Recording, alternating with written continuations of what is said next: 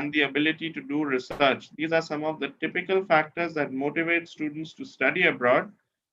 Conversely, as IIE has done some research, international study abroad also satisfies students' requirements.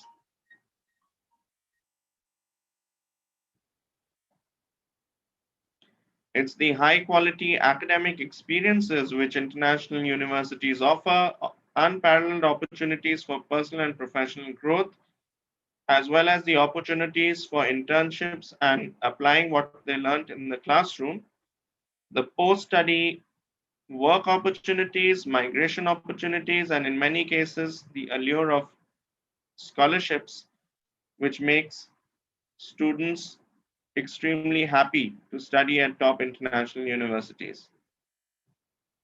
And again, IIE has done some research which shows that international universities actually take a lot of steps to ensure that international students are welcome in their community as opposed to local institutions. So now let's look at the 4 C's of the admissions process: country, course, cost, and college, and discuss a little bit about each of these. There's also a fifth C, which we won't discuss later, so let's just talk about it right now. So the entire process of choosing the 4 C's, it should be done through a lot of research. It should not just be based on rankings, and it should be based on identifying your personal fit. And you as an applicant should utilize a lot of resources, worksheets, and introspective exercises, as well as take help from people who have the know-how to go about the entire process. So as far as choice of country is concerned, the US has always been the leading country for Indian students, and this is a statistic that is expected to reset now with a new government in place in the US. As far as courses are concerned, American universities offer science, technology, engineering, mathematics based courses, as well as pre professional courses such as architecture, business, law, and medicine, as well as an unthinkable number of liberal arts, science courses, and popular courses such as economics, which are available everywhere. And Open Doors has done a research which shows that about 50% of international students in the US go for engineering or technical programs, and another 20% go for business courses. The rest, remaining 30%, being a blend between social sciences, fine and applied arts, and other subjects. And as far as Indian students is concerned, just for your reference, it doesn't mean you have to study this, but over 70% students opt for computer science or technical engineering programs, around 10% for business, and the remaining 20% of students look at different arts programs or science programs in the US. But this is just for your reference. Please do think about studying only what you're really interested in. Now, when it comes to costs, typical costs include family funding, savings, using your family's savings for your 4 year degree in the US. Alternative sources include loans, merit and need based scholarships, as well as work study programs. And when it comes to the US admissions, there are some universities that look at your need as an applicant, while others do not look at your need when it comes to offering you a final admissions decision. That's a factor that needs to be kept in mind for your applications.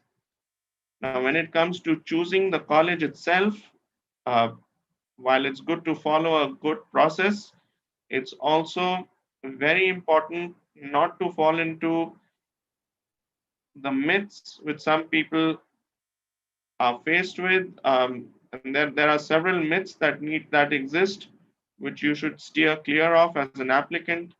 The biggest one is that the Ivy League colleges offer the best programs, higher rank colleges are better, education at smaller colleges is inferior. Top students don't need to worry about costs. Essays don't matter. The more extracurriculars, the better. Standardized tests are more important than your high school record.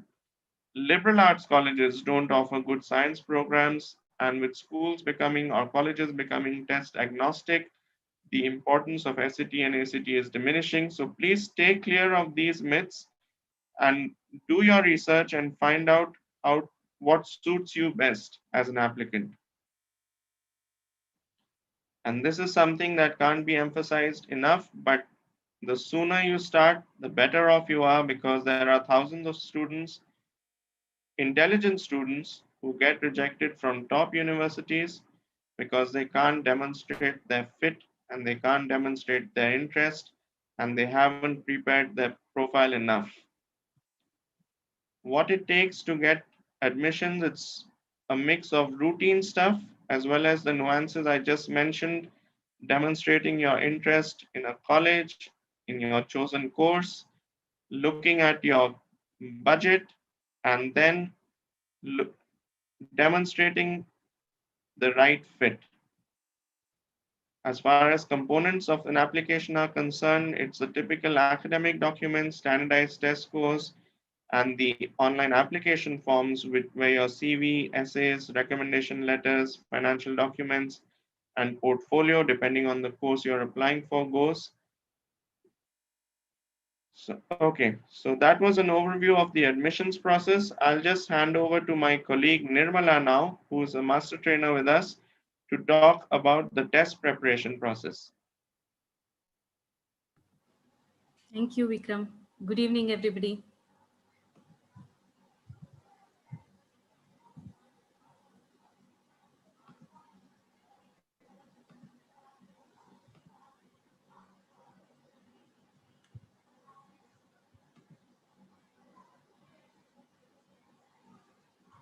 So now it's a long journey, definitely.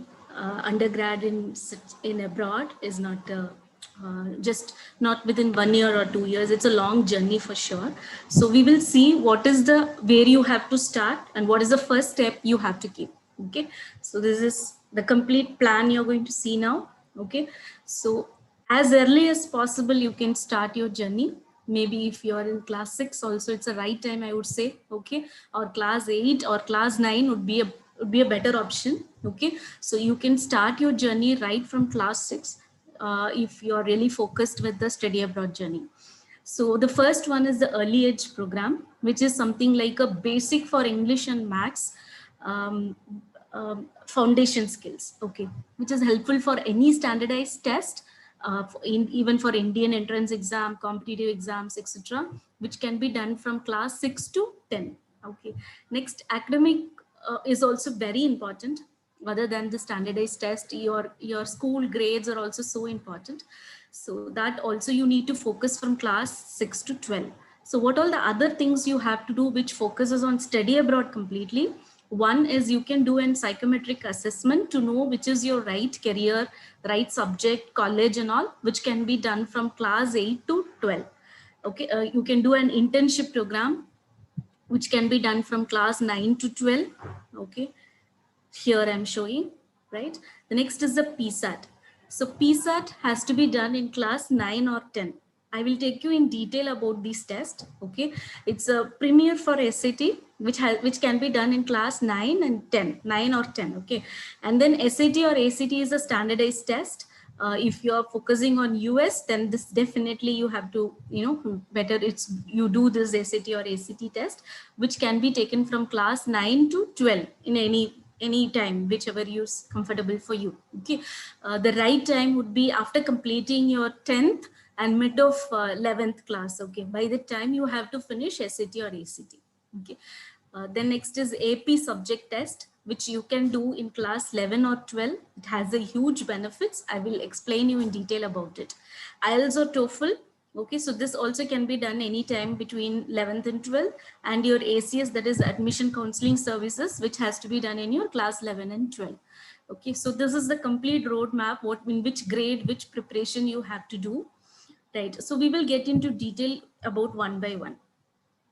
This is a psychometric analysis test based on your based on the parameters like personality, aptitude, motivations, and interest.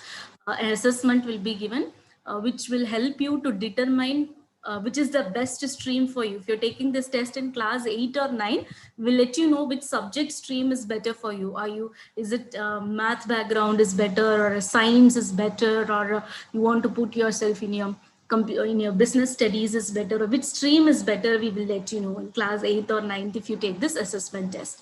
Next is in class 10, if you're going to take this assessment, then we will let you know about the your strength actually. Individual subjects also will let you know based on your career strength and all, right? Like specific subjects can be given. And in class 11 and 12 means we'll let you know about the right choice for your career, course, college, etc. in detail. Okay, it's just an assessment test. Based on the test, it's a very detailed test. Based on the test, you get a report and you'll get to know which would best fit for you. Okay. The next is the early age. As I said, the foundation program. This is, we all do a foundation program for IIT. If you're all, like most of the Indian students, Indian schools conduct IIT foundation course. This early age is also a foundation course, which is very much useful for SAT, SCT, and it is also useful for any standardized exam, any competitive exam in India. It gives strong foundation for English in terms of reading, writing, and then vocabulary. All these things improves when you do this program. Okay, so this can be taken from class 6 to 10. Actually, there are 3 levels in it: early age level 1, 2, and 3. So class 6, 7 students can go take this level 1, 8 and 9. Okay, based on your how good is your English and math right now, you will be placed in either level 1 or 2 or 3. Okay, it's basically a foundation program. Okay, this is not a standardized test. It's a foundation program which helps you for other standardized tests. Okay, just to have a strong foundation for English and math, then you can do this program. Coming to PSAT, here where the exact standardized exam starts. Okay, so what is PSAT? It's a preliminary SAT, we say. Okay, or it is also called National Merit Scholarship Qualifying Test. But this is only for US citizens. Okay, for Indian citizens, it's just Indian residents, it's just a preliminary SAT. uh, who is the owner and administrator of PSAT? The College Board. This is the owner, and this is the organization. It's a non-profitable organization which conducts this exam. Okay, why PSAT? Because PSAT is a great premier for the SAT. I'll give you some more benefits also in the upcoming slides. Okay, but when you do PSAT and then when you go for SAT, SAT becomes really easy for you. And what is your target score? If your target score is if you're looking for some top universities and your target score is 1400 above, then taking PSAT makes it more easier actually. Okay, the duration of this exam is 2 hours 45 minutes, and it's a paper pencil test. Mainly verbal and math is tested, okay, with equal weightage. And the score also I have given here, score range. Okay, this is verbal is 160 to 760. The same way math also, the composite is just a sum of adding verbal and math. 160 is a default score, something like 0 only is the starting score, and the maximum you can reach is 760 for verbal and same for math.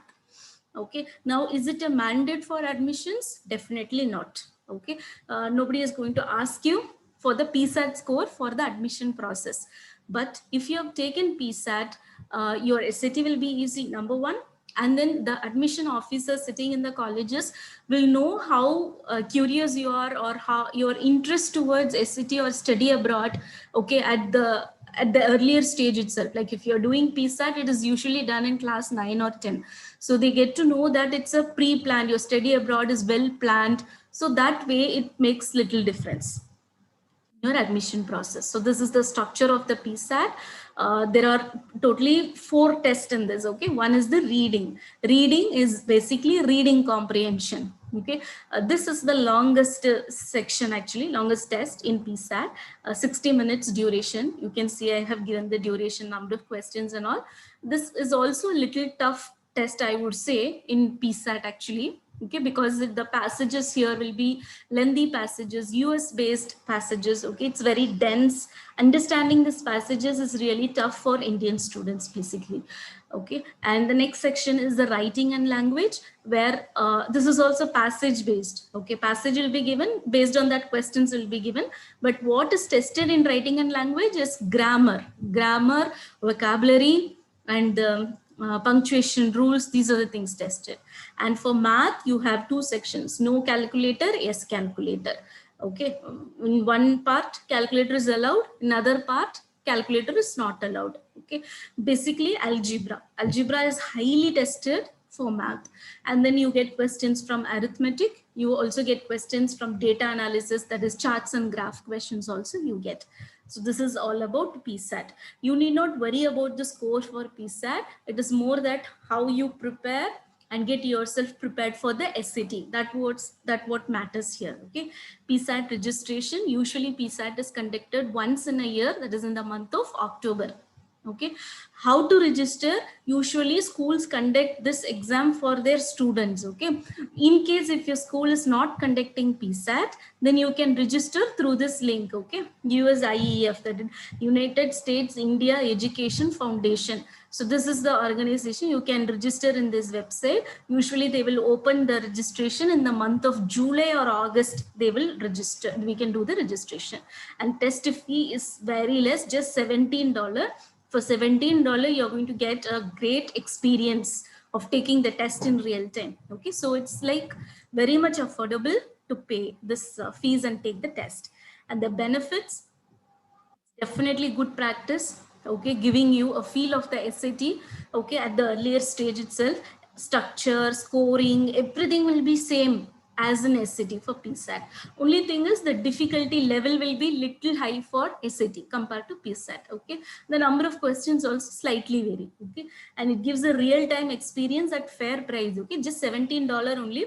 But this SAT is not that cheaper, okay. It's like close to $100 it is, okay. And test and scores aligned to levels of school curriculum, like this PSAT is like, if you're taking it class 9 or 10, based on your curriculum only you're going to get these questions actually, okay. But only thing is for how to answer these questions in the given time, okay. And for this passages, how to make it easy, reading comprehension passages will be dense. For that you may need some strategies and techniques and all, okay. And its scores are indicative of your likely performance on the SAT, okay. So this tells us actually how good you will do for SAT. If you're sincerely preparing PSAT and taking the exam, then that's an indicator for your SAT score also. And you will get a detailed score report which tells you what is your strength and what is your weakness, and accordingly you can prepare your SAT. There are more benefits, okay. When you register PSAT for in your college board, in the college board website, you get to know more details, okay, about the colleges, about the AP subject, which subject you have to choose, okay. There are so many things in college board website, so that all that you will get to know when you register for the PSAT itself. So it's early, it's good to start early actually. Okay, so this is the PSAT course with this. It's a complete details I have given here. It's a complete package. We have a portal, we have materials, etc. Everything is there. Okay. So now coming to SAT. SAT is for admission. Yes, now most of the, in US it is definitely needed. Now in COVID time they say it is optional, okay. But then also most of the colleges, for international students, they like to have a SAT score, okay, because they want to measure everybody under one roof, and it is definitely makes a big impact if you're going to submit your SAT score. Even though they say, some of the universities say it is optional, when you submit the SAT score, it makes a difference, okay. So SAT stands for, you guys know what does SAT stands for? There are some messages in the chat. If you have some questions, I will answer towards the end, okay.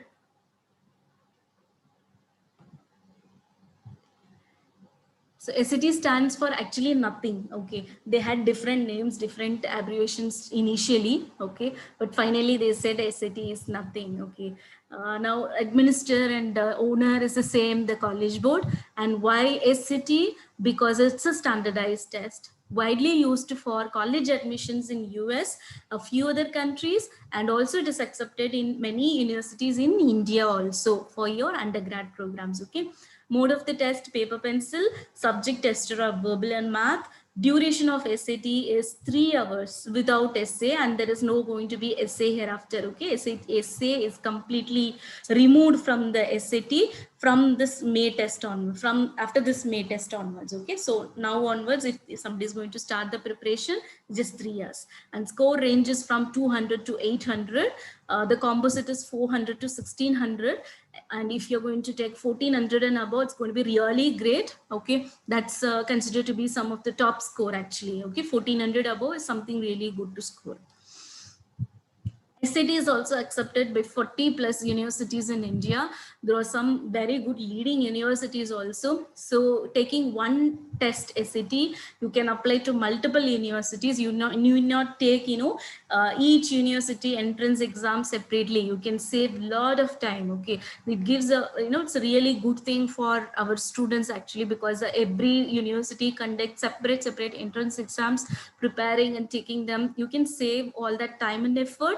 You can take just SAT and you can apply globally, either US or other countries, or as well as in India also.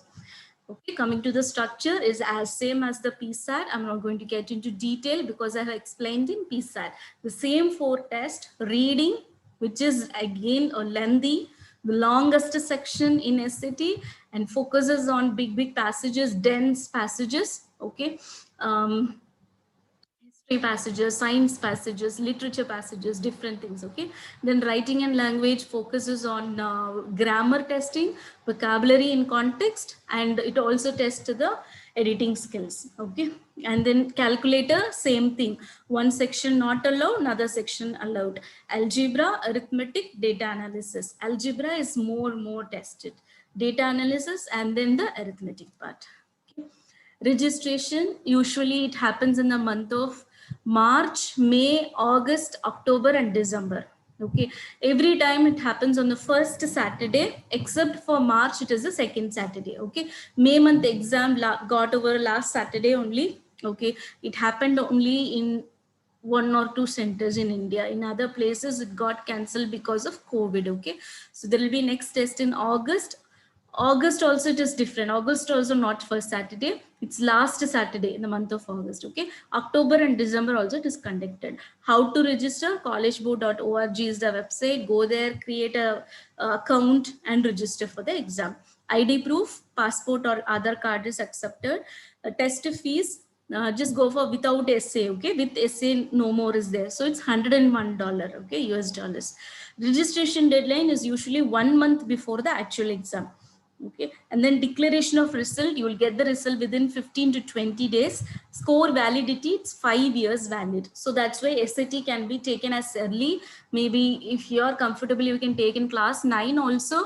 Okay, but what is advisable is immediately after your class 10 board exams is over, you can start preparing and complete it before 11th class gets over. Okay, that should be the right time, so that 12th you will be packed with other things and all your academic stuff, so try to complete it before your 12th class starts. This is the total SAT score. Total is out of 1600, and you get so many other scores also. So using this, because of this detailed report, the admission education officers sitting in the universities, they get to know your strength and weakness. Okay, and based on that, if your core also, they can see how strong in that specific subject. Okay, say if you are applying for a statistics as your core, then they may check, problem solving and data analysis, is the score here is good for you. Okay, so such a detailed score report you get for SAT, and what you get in our practice test is also so detailed. Okay, so we have SAT Mania courses. So it's a complete thing. Again, we give 30 plus full length practice test, a complete student portal. Anytime you can log in and take up the topic which you like to prepare for. Okay, apart from the live classes, this is additional. Okay, so there are a lot of other activities going on which helps you for your complete preparation of SAT to achieve your target score. Coming to AP. Okay, this is another exam, advanced placement, which is usually taken in class 11 or 12. Okay, so that's the reason, because there are so many exams, you have to keep it in which class you have to finish which exam. Ninth or 10th, complete PSAT. Once your 10th is done, complete SAT. So class 11 and 12, you can take AP exams. Okay, AP exams are subject wise. Okay, like there are many subjects like calculus, physics, chemistry, like that. Okay, so the owner and administrator of AP, I'm so sorry, it's a college board. Okay, it how it is used for, I'll tell you that. And the score ranges from 1 to 5. Benefits of AP: it gives college credit and advanced placement. That is, before getting into the university, just sitting in here in high school, when you take AP and if you get a good score, then you will be then then you can skip some introductory courses in the college, and you earn some credits also, by which you can save lot of time and money. Okay, nearly 25% maximum, up to, I'm saying, up to 25% of the tuition fee can be saved if you're taking AP at least 3 subjects and scoring good. Okay, and you also stand out to the colleges when you prepare AP. It's really advanced program, right? Doing college level curriculum in your high school. Okay, so when you do that, it gives a good impression on the on the on your study abroad program. Okay, so AP courses, normally these are the highly taken subjects by Indian students: calculus A, B, BC, physics. Or there are 4 papers actually, and then chemistry, biology, macroeconomics, microeconomics, English language, statistics. These are highly taken. Okay, I would say calculus, physics, and economics is highly taken actually, and actual test happens in the month of May, but the registration deadline gets over by November itself. So you have to keep a close eye on this. November, you have to register if you want to take the May exam. Okay, as many subjects as you take related to the core subject, it gives a huge benefits in terms of saving money and time. Okay, so this is the complete roadmap, okay, for the study exams you need to prepare for. So now I'm handing over back to Vikram.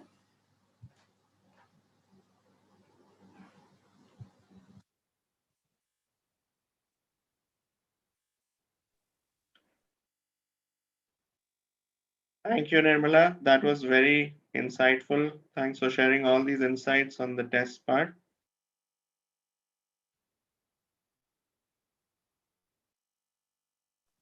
It's my pleasure, Vikram.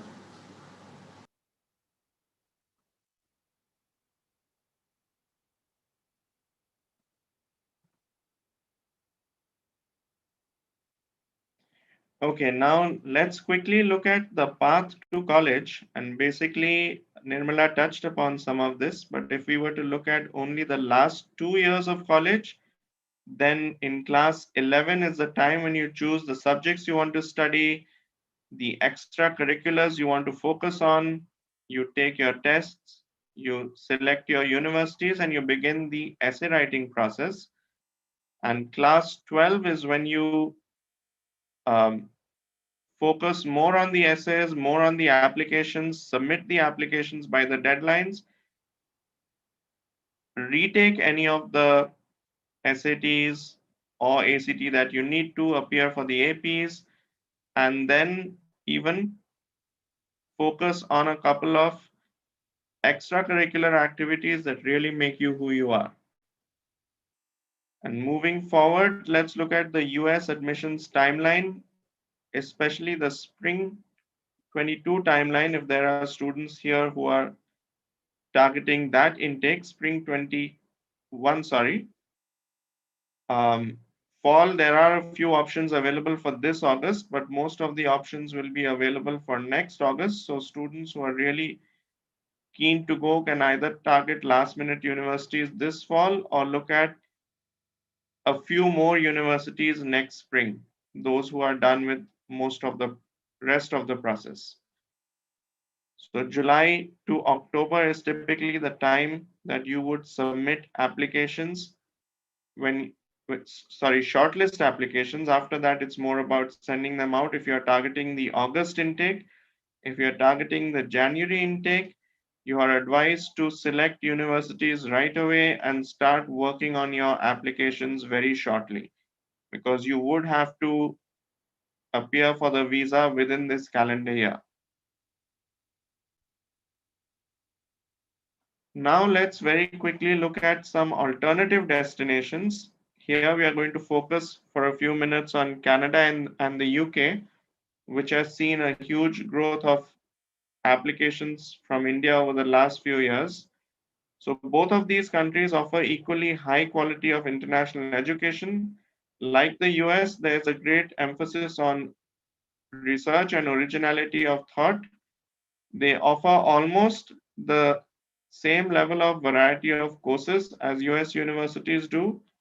One point of difference is that their bachelor's degrees are far more structured compared to the US, where you can change majors more often and explore a lot academically a lot more. However, both of these countries have more relaxed admissions timelines compared to the US. And in the case of Canada, due to the foreign exchange rate, it's also more affordable.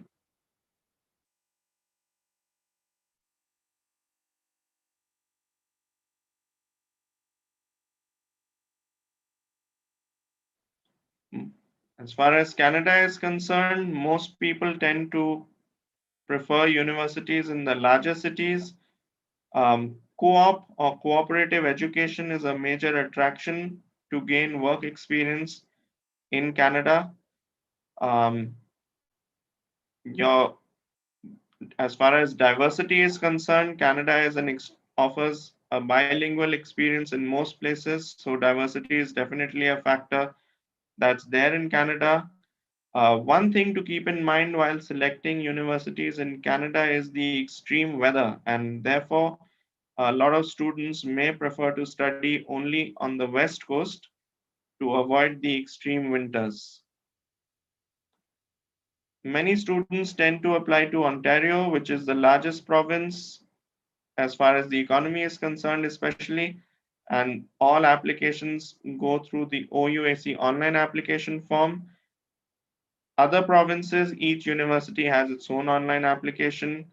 Overall, the admissions process is very similar and simple. The cost of applying is a bit lower.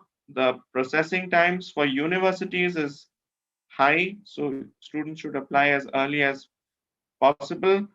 Colleges, however, offer a very quick turnaround time. So the admissions review process is the same as we've discussed earlier. Co-op we've touched upon.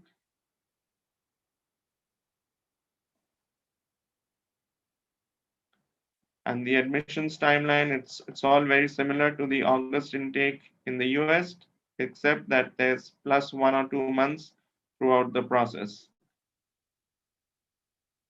UK similarly offers a great study experience for students. There's just one application form called the UCAS that goes out to 5 universities. So this makes it a very time efficient process. Overall, the application process is really simple, though the processing times for universities to come back with an offer are high. And again, the UK universities look at everything and do give a lot of weightage to all the factors that we've discussed earlier. However, academic achievement is very highly emphasized. There's a new post-study work permit that's of 2 years duration, which students can avail of, and this has made UK education very attractive in the last 2 years. And there you go, the application timeline. It's plus 2 months, you could say, in comparison to the US, and fairly similar to Canada. Okay, so now what we are going to do is we are going to open up this discussion to some very talented students who've been extremely successful in this year's admissions process. So I would like to invite each of our student panelists to come forward, tell us a little bit, tell us your name, where you're from, which countries you applied to and which universities you got into. If we can start with introductions, if we could start with Dhruv, please, and follow on to Aditya, Anika, and Omrat.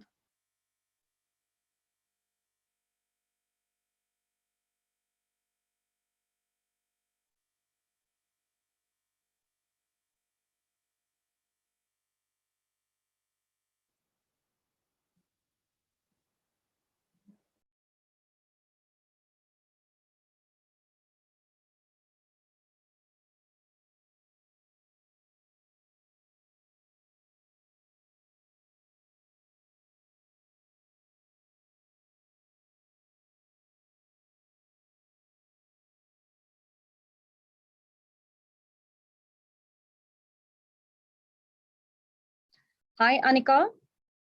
Hi, Omrat. Can you all please unmute yourself and we can continue? Aditya, Omrat, Dhruv. Hello, ma'am. Hi, how are you all? We are great. How are you? We are doing great. So good to see you all here today. We'll just stop sharing our screen so that we all can view you all here. Perfect. That sounds great to see you all. Okay, Anika, can we have your picture as well? If we can have live. Great. Good. Omrat. So all these 4 students, these are our current students who have got into the fall 2021. Welcome you all on board.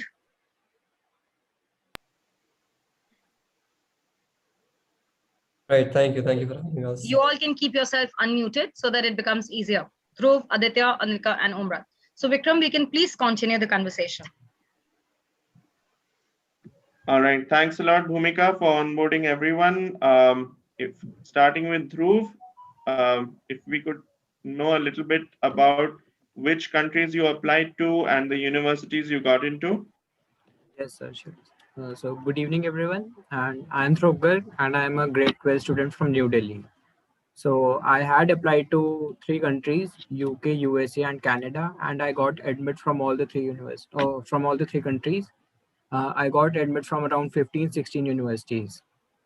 One of like I remember UT Austin, UIUC, University of Washington Seattle, University of California San Diego, University of California Santa Barbara, University of Massachusetts Amherst, University of British Columbia, University of Waterloo, University of Toronto, Western University, University of Warwick, University of Bristol, and Queen Mary University London, and King's College London.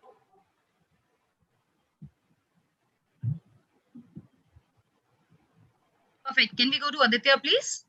Aditya, can you introduce yourself and which all universities did you get through? Right. Hi everyone. My name is Aditya Mehta and I'm from Gurgaon.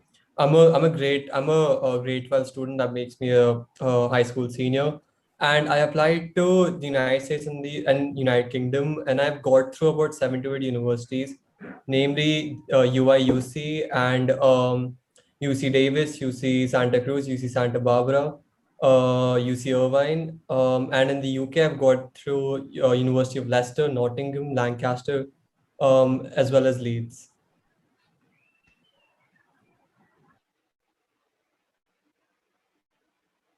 I'm sorry, ma'am, you're muted. Omrat, can you introduce yourself, please? Hello, everyone. I'm Omrat. I'm from Delhi, and I only applied for Canadian universities. I applied to 5 universities and got offers from all of them.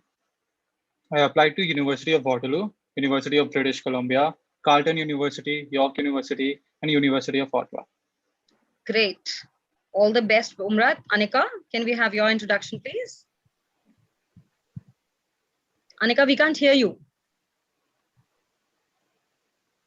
No, can you just remove your headset probably? That'll be easier for us.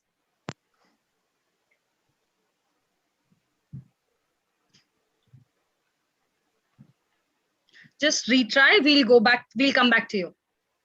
Okay, great. So Vikram, can we please continue the conversation here? Yes, absolutely. Bhumika, Dhruv, we had a question for you. How did you go about your preparation for the SAT and how many months did it take you to get the desired score?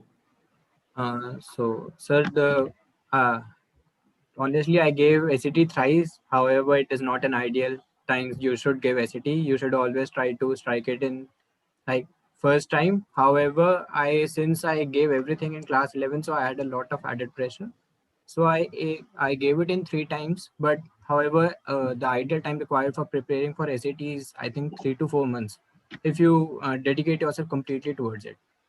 And if you are good in English or the general maths that it has, then I think you will be able to get through it in 2 to 3 months as well. All right, that's a good answer. Thanks for sharing your real life experience. And what about the application? When did you start the application? Uh, so, sir, for the fall 2021, the first deadline for my university was 15th October. So I started with my application process with as early as 15th August, as the backend work involves a lot of hard work. Like we have to like get in touch with the school regarding a lot of documents. We have to write a lot of essays, generic as well as specific essays, and we also have to like get a lot of documents ready from both the school end, from our end, and also the financial documents from the bank. So it is always like the moment the applications begin, the moment the deadline, like the moment the university opens the application, the better it is that you start it as soon as possible. That's a good tip. Aditya, we had a question for you. On what parameters did you shortlist your universities? Well, I had a few parameters set in the sense that I wanted to look for a good course than looking for a big university or a big brand name. Because my idea was to understand as to what university can give me the best course possible for me in order to get a good job or to work towards what I want to do in the future. That was one of the major parameters. However, initially I was completely inclined towards the United Kingdom, but post which, after everybody at Man and Princeton Review taught me and they educated me as to what are the pros and cons of the universities, I realized what exactly is good for me and what exactly isn't. So I would say don't take in any preconceived notions when you start shortlisting your universities. Start from ground zero and try to listen to your mentors as much as possible because they've been doing it a long time, and that's how I got assisted technically, because I had a lot of preconceived notions from seniors, from people I've known, for people who went abroad about 10 to 15 years ago. So it's always better to know what you're doing in the current scenario than asking a lot of people and getting confused. So those are my parameters in the beginning, but later on it just boiled down to what course is good for me and what country my parents and I'm comfortable in going to. Understood. That's very relevant. Omrat, we had a question for you on the timelines that you felt you would be able to adhere to when it came to preparing for the standardized tests. And were you able to appear for these on time? Did things go according to plan? Okay, so for Canada, you only require IELTS exam. So for IELTS, I would say a week or two would be good enough, and I was able to prepare for it in a week only. But again, if you are going for USA, then you require ACT. For ACT, I would say 3 to 4 months is good, because and even more if possible, because the more time you give it to it, then the less anxiety and uh, less focus you have to get. Hello, am I audible? Yeah. So the more time you give it to it, the better it would be. For example, if you give only 1 month to it, then you will have to not able to not give. I'm sorry, my voice is not clear. We understand there is some disturbance at your Vikram, can we continue the other student, please? We'll try to come back to you, Umrat. So we had a question for Dhruv actually on interviews. Did you get any interviews that you had to take, Dhruv? And what about the rest of the applications? Did you have to write about your achievements, and what components of your application did you focus on? I think Dhruv is already, there's some issue with the connection. Anika, can you come back to this question? Did you had any interviews? You're not audible, Anika. You're not audible. Okay, Dhruv, can we ask this question to you? Yes, ma'am, surely. Great. So did you had any interviews around for any of the applications when you applied to? Yes, ma'am. I had one interview for the Okay. Georgetown University. Okay, so what kind of questions did you ask and how did you prepare for that interview? So, ma'am, the questions I already got it from Devyani, ma'am, like my application advisor, and we had like 2 to 3 rounds of interviews, like practice interviews with I had with her, and moreover, like the questions were usually from that set only. The questions did not vary from the set of questions that we were given, and they were also very generic questions, so there Okay, wasn't did any you problem. prepare a lot of times to actually have an interview, like you had sessions with Devyani? No, ma'am, I only like adding to all the 2 to 3 sessions I had, I think I devoted 30 max 45 minutes in 30 to 45 minutes. preparing for it. All right, good to hear about it. Great. So Vikram, can we go back to other students as well? Yeah.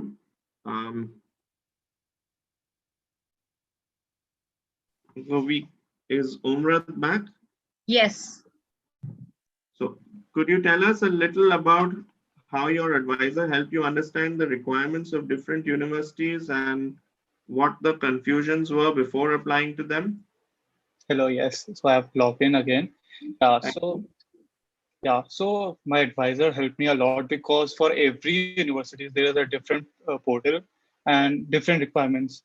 For example, for one university you have to give predicted score, and for other you have to give your pre-board scores.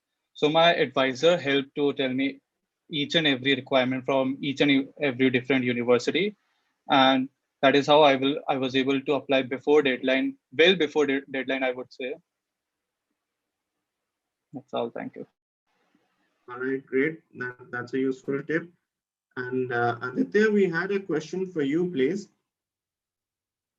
Right, sir. While you were applying to multiple destinations, how difficult was it to keep a track on the application? And did the Manya advisor help in chasing you for deadlines and keeping you on time working for every application? Right. So I don't think it's a matter of difficulty, but a matter of getting used to the portal, because at times when you're applying to a college, it might get a little intimidating since it's your first time. And if you don't do it right, you have like a predisposition that, oh, I'll have to wait another year again to do it again. So I think it's a matter of anxiety. It's a matter of getting used to it's a matter of anxiety, to be really fair. So it's not really that difficult. As you log into the portal more, as you start to log into the portal every now and then, and hence why Devyani ma'am, who was my Manya advisor, she suggested that I should start, making dummy accounts and start logging into the portals to understand how they work. And trust me, it's worked out extremely well, to the point that when I professionally logged into the portal, I didn't require any grooming time for that. So no, it's not as difficult. It might seem a little intimidating, and yes, the Princeton and Manya advisors helped me out really well through the entire process. So there is one question which many of the students are asking. So Dhruv, what were the additional extracurricular activities you had in your profile while you were applying to it? In your 9, 10th, 11, 12, what kind of extracurricular activities and the grades you had? Ma'am, I began my application process, my profile building in grade 11, but I know a few of my cousins have began it in ninth also. So it is always like in ninth and 10th, it is usually a broad profile building. You uh, try to get certificates, you try to do a lot of courses, even those courses that may not be beneficial or may not be relevant to your future studies. But as you enter grade 11th, you get a course specific profile building. So for like I was planning to go for business and commerce, so I did extracurricular activities, additional university level courses in that course only. Like I did it from edX, from Coursera. So it all depends upon the time when you are beginning for it. Great. Yes, ma'am. So I would like to add to him. please, First of all, please, Omrat. yeah. The best thing you can do is like the courses. For example, I was applying for mechanical engineering, so I did courses in MATLAB and all. And in every school, I guess there are Olympiads. So if you apply for Olympiads and get good ranks, that is recognized by the university, and they appreciate it. Great. And what about the scholarships? Anika, let's come up to you. Anika, did you get any scholarships, any of the universities? Yes, ma'am. I was lucky enough to get great scholarship from University of British Columbia worth Canadian dollars $180,000. I think it was more of a merit-based scholarship, which means that they take into account your scores, your profile, and your extracurricular. Also, how you answer their questions. Because I was lucky enough to get 3 scholarships, which I did not have to apply for. However, for that, I think it is important to know that these scholarships are deadline based. That means that you have to submit your application before a particular date. So if you skip out on that date, you lose the scholarship automatically. So that is very important to keep in mind, and you should be updated with the requirements of the universities. And also, there are certain need-based scholarships, which means that if you have a financial constraint to pay the tuition fee, you can apply for them separately. They would ask you questions about how is your income, and then they would decide upon the need that how much scholarship they can provide you. So yes. Perfect. That sounds good. So Aditya, coming back to you, did you had any extracurricular activities during your 9th, 10th, and 11th standard or 12th? Or Yes, how did that help you to get the admissions? Do you feel right. that they were helpful? Yeah, so I'm going to be really frank right now. I've never been a person who's really good at studies, to be really fair. So I had to rely a lot on working on my extracurricular activities to make up at least some for it. But that does not mean you don't study and you don't get good grades. That's not how it's supposed to be. You're still supposed to study and get decent grades to get into the colleges you want. So I've been a football player all my life. So I've played for a lot of clubs nationally, internationally, as well as I've played for district tournaments and I've reached multiple ranks. Also, I've done a lot of MUN. So I last year about this time I organized an online MUN that raised about 70,000 Indian rupees for a charity that I've been associated with for about 11 years. So they educate the underprivileged. So these are the major things that I've done. Plus, obviously, sports side of my school from the last year and a half. And I established the student-led club society in my school, as well as I'm the lead organizer of the TEDx youth event of my school. So there's just a couple of things that I've done during 9th to 11th. And I think having a lot of extracurriculars from ninth to 11th grade is extremely essential because you won't get that sort of time in 10th and 12th grade, to be fair, because I was lucky enough, I mean, lucky or unlucky, I had some sort of time in 12th grade to figure out my extracurriculars. But then when I look back at it, if everything would have been offline, I would have had zero time for it. So it's best to capitalize on what you can in what given time period you have.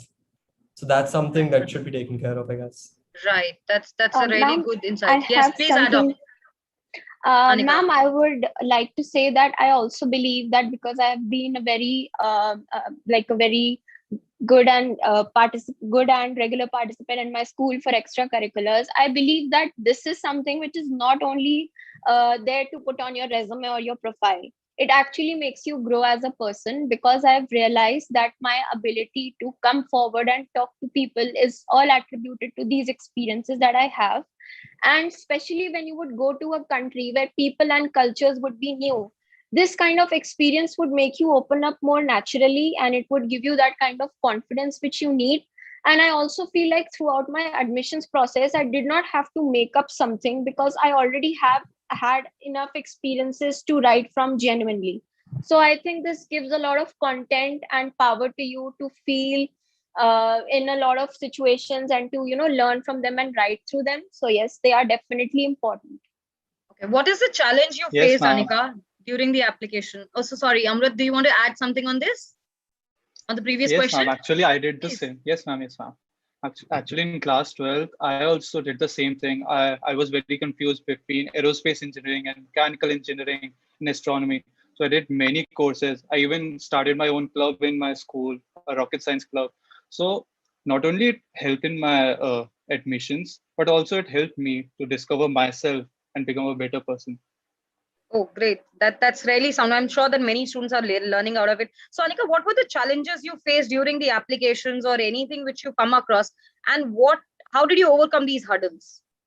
Ma'am, firstly, the biggest challenge this year was that because we were confined to sort of 4 walls of our house, it was very frustrating that we had to sit in front of a computer and we had to fill in all of these applications and answer the similar questions like multiple times, because we had to do it for multiple universities. I remember how I would be so impatient and get frustrated that I just can't get across my thought in say 250 words, because I have so much to write. How can I just limit to it? For my video interviews, I would be so nervous. I would say that I'm going to mess it up. I'm going to lose out on this. It is definitely time consuming. It requires a lot of your energy and focus, but I think I kind of practiced something in my personality. I bought a sense of patience, authenticity, and as I just wrote what I knew, it was fine. And I think definitely talking to you as my counselor was much made this much more easier for me, because you had the experience and you knew what kind of content they needed from us. So you guided me really well, and putting across what I knew, I think I was able to ace it pretty well. Oh, great. Thank you so much for adding this value as well. And thank you so much for appreciating the work, what we do. So, Dhruv, how do you feel that any advisor would help you doing in this individual work? Was it helpful to you doing it everything by yourself? No, ma'am. I'm like, I obviously wouldn't have been able to do any of it or most of it on my own. I knew nothing about the admission process. I was completely blank about it. And moreover, like the admission faculty or like the advisors, they not only help you in the application process, but they also help you to get the documents required before it and after it. So like it is not only about the application, like how to fill the application form or send the application. They also help you gather all the documents or what you need inside the documents. They also help you in getting those documents. So even if I would have been able to send the application, I wouldn't have been able to arrange the documents or fill in the required information. That was all required by the universities. So So, that's good. Aditya, coming to you, I want to understand. You have applied to multiple destinations primarily, right? Yeah. How difficult was to cope up with all the deadlines, and how did you actually manage? What kind of a tracker did you prepare? How do usually students do, or how did you do it? So essentially what I did, I created a chart on my laptop itself, and it was more of a timeline though. I created a timeline and then jotted down all the admission dates of the potential colleges that I want to apply to, because then you understand how many days are left for you, and then I think that's how you start working. Because I think us as humans, we are very goal oriented people. If we don't see a goal in our sight, we wouldn't work for it as much as we would not. So essentially, I think keeping a tracker in the sense of a timeline is extremely important, because then it motivates you to do it. Also, thankfully, our mana advisor was really helpful, and she kept me on my toes all the time, because in 12th you really are stressed with CBSE boards, Cambridge, whatever board you're in. You stressed with whatever studies you have to do, especially people from the science stream, because I understand how much you guys have to study. So having somebody behind your back at times helped. It got a little frustrating because you have so much to do. But again, I think a timeline-based approach is something that most of the people should opt for, because it worked out really well for me. Right. And tell me something that currently most of you know that you already have your admits with it and your boards are getting cancelled. You don't know about it.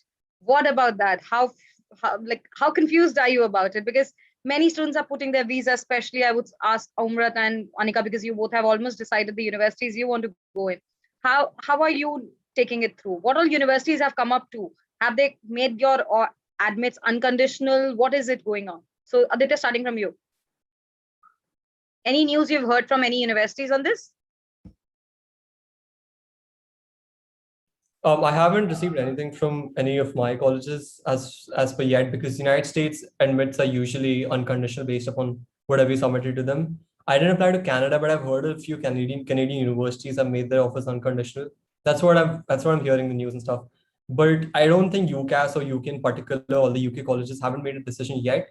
But I'm hoping they might, which will make things easier. But at the same time, I think it's fair, since your predictors are given on the basis of what you think can be achieved. So I Right. think the median scale is all right. Even if they make it unconditional, I don't think it's going to be a problem for any of the universities or the students, in fact. Okay, Umrat, what about you? Did you hear from any of these universities for yourself? Yes, actually, Canadian government and the universities have helped us a lot. They have taken out the pressure and the load of board from us. They have provided us with unconditional offers so that we can apply for visa and we can come to the university as soon as possible. Great. Anika, any one of yours? Yes, ma'am. So, as I was not able to introduce myself earlier, I'd just like to inform everyone that I applied to colleges in Canada only. And I applied to 7 universities, depending mostly upon their ranking and the ranking of their course that I was looking for, because I'm from commerce stream. So, mine were mostly about economics, business, and so on. They have different names in different colleges. I received from all the top universities, and I have finally accepted the University of British Columbia. I'd like to inform that first I had gotten a conditional offer only, which means that even though they have given me the admit, if I don't meet certain of their conditions, which means getting an 85% above score in my boards, and some other conditions, then it could be that my offer is taken back. But considering upon what is happening in the country at this time, and because of the uncertainty of the boards, they have removed all of these conditions and they have made my admission confirmed, which means that now I don't have to submit the scores, and based on my predicted scores and the previous mark sheets that I have submitted, I am getting a confirmed offer. Okay, great. Coming back to you, Dhruv, I want to ask you one question. Last year also the pandemic was there in the situation. Parents were really worried about and scared to send kids abroad, right? How did Yes, you come ma'am. across this? So, ma'am, like I too, like me and my family too were worried about the COVID. Like, what if we had to spend an entire semester or an entire year online? But Devani ma'am like told us that the situation abroad is a lot better than the situation in India. Like even in like a small state like Delhi, even a small state like Delhi has like 5 times greater cases than an entire country like UK, Canada, or USA. And moreover, the entire country is getting vaccinated over there as compared to India. So the situation there is a lot better as compared So you to want to say India. many countries are supporting the international students as well, and that's how you convince your parents to, and the Ma'am, advisor as well. ma'am, I did not have to convince them. The fact was already straightforward that the situation there is better. But it can be said that, yes, they are supporting us in this way. Okay, and how about others? Anybody had to convince any parents? Any one of you to convince a country or studying abroad goal? No, ma'am. Oh, great. No, That ma'am. sounds good. So I think this was really helpful to all the students. Let's come up to some questions here. What have asked? I think most of the students have already covered what they have asked us. Excuse me, ma'am. I could see many questions regarding the 12th score. Can I Yes, just please. add on to it that when you talk about foreign universities, even the score matters a lot. I think your extracurricular and profile also matters a lot. So as you put into effort into your grades, which is definitely very important. I mean, it's not as vigorous as it is in Delhi. For example, you don't have to get a 98 or 99%. A 90 plus or an 85% above score is also good enough. But yes, it is also about your profile, about your extracurriculars. So both of these things should matter to you. Yes, ma'am. And specifically for the top universities, they don't just look at your grades, but your overall personality and what you have done in last 4 to 5 years of your school life. Right. And how does a SOP or essay help? How does that contribute? Anyone of you? Anika, can you start? Right, ma'am. So I think the writing down an SOP or an essay is important because firstly, it narrows down your thought process into a document which you can refer to. It has all the important points relating to your introduction, the course you are applying to, your extracurricular involvement, and it is something that you can refer back to always. You don't have to write down your thought again and again. I think the essays that I wrote and they asked were kind of similar for every college, but the language was different. So I could really go back to my essays and SOP and look up for words, look up for sentences that I could use as it is, and that really saves on your time. So you should have done this before applying as well. Perfect, done. Aditya, anything you want to add on this? No, not really. I think everyone summed it up beautifully, and I think the fact about the SOPs is that it's literally 1,000 word representation of who you are as a person. So you have to weigh and you have to use precise words in order for a person to literally close your eyes and depict that this is the person who's written the essay. So I think that's something that's really important to How did your understand. advisor help, Aditya? My advisor, in the sense that since I've been associated with Manya for a pretty long time now, when initially Divyani ma'am asked me to write, at least make a draft of the essays in the beginning, somewhere around, I think somewhere around July, because I enrolled really early. Somewhere around July, I was told to start drafting it, and I didn't quite understand as to why I should be drafting it so early. I've about like 6 7 months left. However, it really helped me because once Divyani ma'am reads it, then it goes through another person at the Princeton Review, Manya, and then they completely edit it for you. So although even though you may be like amazing at writing, you could have written novels and stuff, you need to they edit it like no other. So I think whatever I wrote down on that piece of document or whatever, and I sent it to her, when I got it back, it was like a completely different document, but at the same time it screamed of me. So I think that was really important. I think that benefited me a lot because I still think back to it, and I imagine if I had sent in my first draft, I would have got no admits at all. So I think Right. it was really, really helpful. Ma'am, I Yes, have ma'am. something to Please add. say to. Ma'am, I just want to give everybody who's applying a tip that even though you would find a lot of samples online, a lot of people sharing their essays, I think the thought in the end should be yours and yours only. Never pick up anybody else's thoughts or essays, and just to keep the work done, because this is what is going through as you in the profile. So it is important that you write it yourself and it is your thought. The framing and the the accuracy of English language could definitely be corrected by someone else, but the thought and whatever you write should be first you and your own thought only. Yes, great. So I think this is great enough. I'm sure most of the students have learned about it. Nirmala, back to you. Thank you so much, all four of you, to coming in the session and adding up a great value to this session. Vikram, do you have any questions for any one of them? No, that's about it. Really appreciate all the frank experiences you shared. It's great, helps future applicants. Thank you all for joining us this evening.